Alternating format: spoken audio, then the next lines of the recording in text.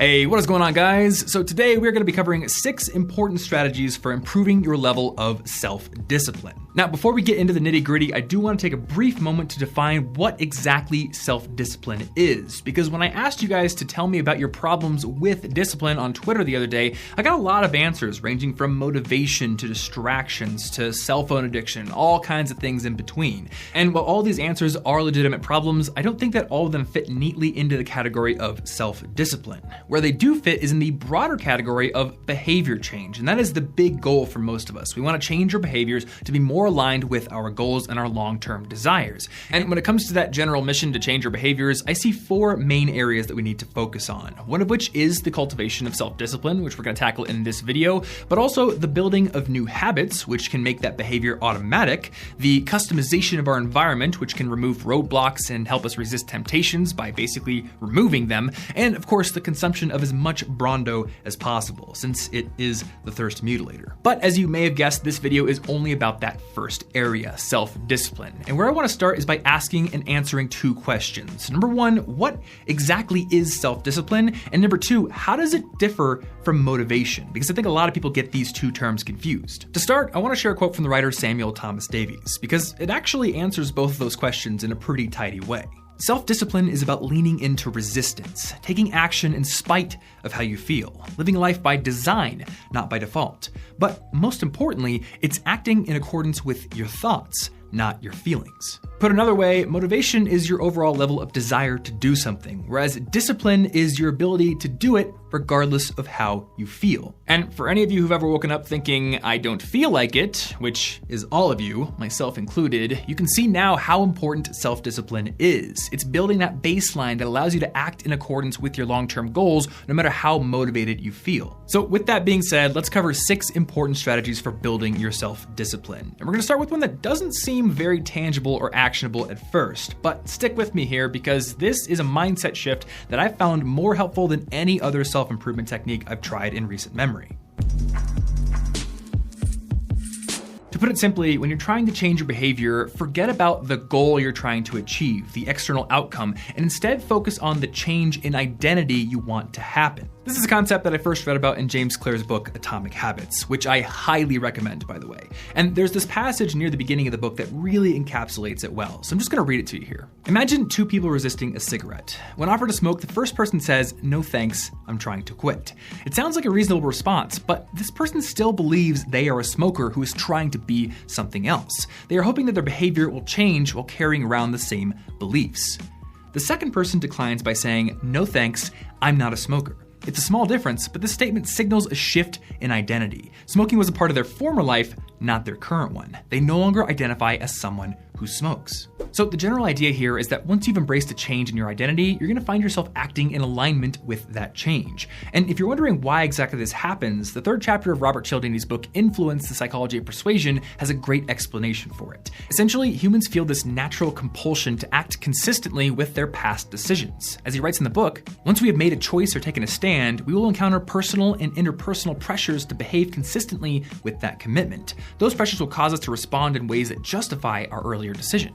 And shifting my mindset in this way has been incredibly helpful in the past couple of months. And the first way that I implemented it was by starting to think of myself as an athlete. Now, I've always been a pretty active person, and I've had a laundry list of athletic goals on my website for quite a long time now, but I never really took the leap and started thinking of myself as an athlete. And there was some imposter syndrome reasons for this.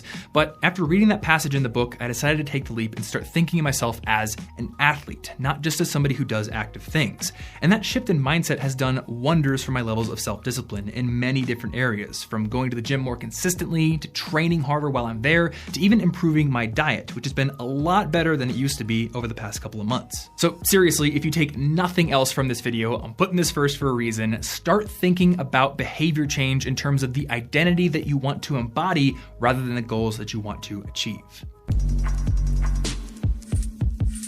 All right, strategy number 2 is to frequently remind yourself of why you're being disciplined in the first place. At the end of the day, we have to have a strong why for our actions if we want to do them consistently. And every time I think about this concept, I'm reminded of a story about the actor Jim Carrey. And it goes like this. After he had arrived in Hollywood and he was still kind of an impoverished actor, one day he took out a napkin and he drew himself a check made out to himself for $10 million and post-dated for 10 years in the future. And then he put that check in his wallet so that every time he'd bring out his wallet, he could see it and remind himself of why he was working so hard, what he was working towards. And this is something that you might find very helpful to do as well. Try writing down your goal or the identity you want to assume and put it maybe on a sticky note next to your desk or by your computer so you can see it every single day and know that this is why I'm building my self-discipline. This is the reason for all the work I'm putting in.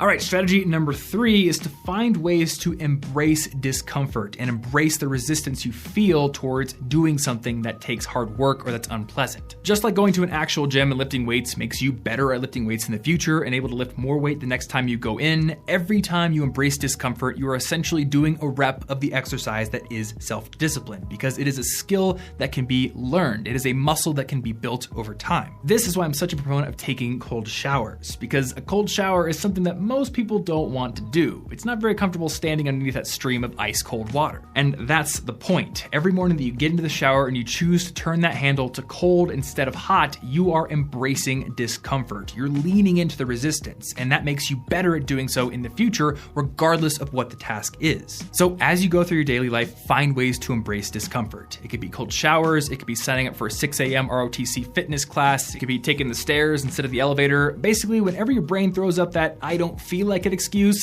that is an opportunity to build that self-discipline muscle, and you should take it.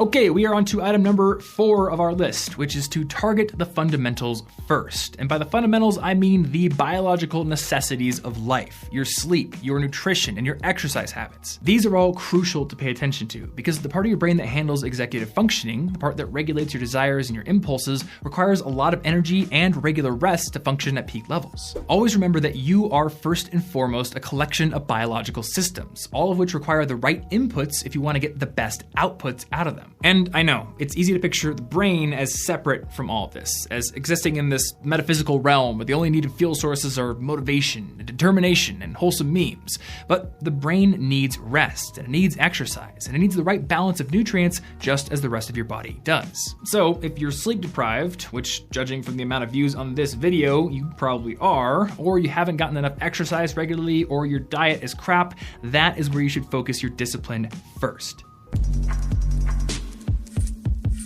And that brings us to our 5th item on the list, and it pains me to say this one because I personally hate doing it, but you may want to try meditation. And the reason you might want to do this is that meditation has been shown scientifically to help people improve their levels of self-discipline.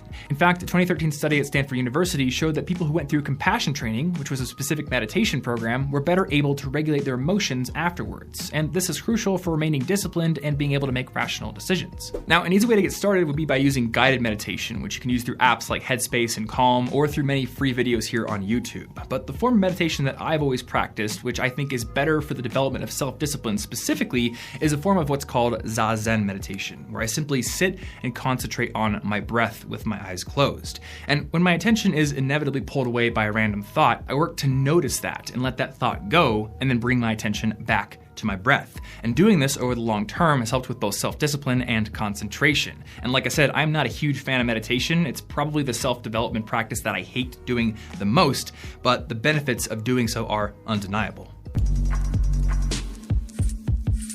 And that brings us to our final item on the list, which is to practice building new habits. Now, like I said earlier, building new habits is kind of a separate discipline in the overall pursuit of changing your behavior. But the initial stages of building a new habit often require self-discipline because the behavior isn't automatic yet. So this can be a great way to not only establish a new habit, but become more disciplined in the process. Now, I've got an entire video on building new habits coming up for you guys in the next couple of weeks. But until then, remember that for whatever habit you choose to build, start small, track your your progress, maybe use an app like Habitica or Strides, which is my current favorite one, or Habitable on Android. Celebrate your wins, and also remember to not focus too much on purity, on perfect streaks. Instead, focus on making sure that your trend is going in an overall positive direction. And remember that as it is doing that, and as that behavior is becoming more automatic, your self-discipline is improving in the process. Now, if you've already taken care of those health fundamentals we talked about earlier, and you're looking for a new habit to sink your teeth into and to get this process started with, then one that I might suggest would be taking on an independent learning project and putting some daily effort into learning something new.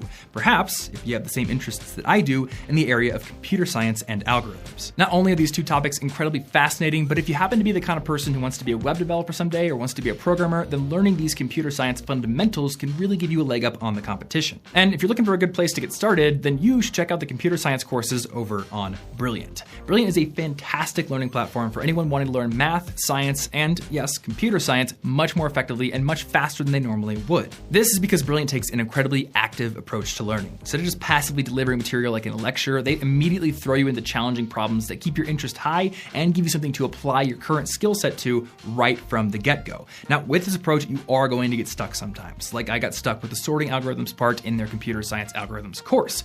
But when you find yourself in that stuck situation, they do have this incredibly detailed wiki where you can go look at example problems and detailed explanations of all the concepts within their courses. And once you've done that, you can then go back to those problems armed with new knowledge and solve them. And the best part is, while you're doing this, while you're solving these problems in their computer science courses, or maybe in their calculus course or their course on classical physics, you're not just getting better at solving problems within that one topical area that you're focused on. You're becoming a better problem solver in general. So if you want to start improving your analytical and creative problem solving skills across the board and start learning something new, then you should go over to brilliant.org/ThomasFrank and sign up to start learning for free today. And if you're one of the first 83 people to sign up with that link, you're also going to get 20% off their annual premium subscription. I want to give a big thanks to Brilliant, as always, for sponsoring this video and being a huge supporter of my channel, and thank you so much for watching as well. If you enjoyed this video, give it a thumbs up and definitely get subscribed so you don't miss out on new videos when they come out every single week. And you can also get a free copy of my book on how to earn better grades right there. Last but not least, you can follow me over on Instagram and check out one more video on this channel right here,